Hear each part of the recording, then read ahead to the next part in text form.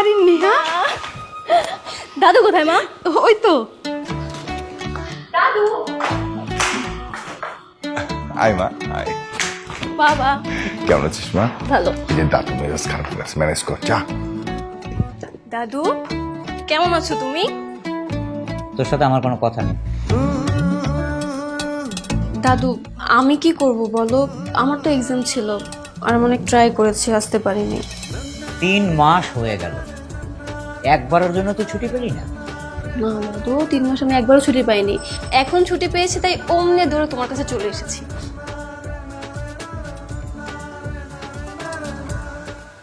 আসসালামু আলাইকুম। ওয়ালাইকুম আসসালাম। তুমি কে? ও সরি সরি, আমি পরিচয় করে দিচ্ছি। ও হচ্ছে আমার ফ্রেন্ড ইমন, সিলেটেই থাকে।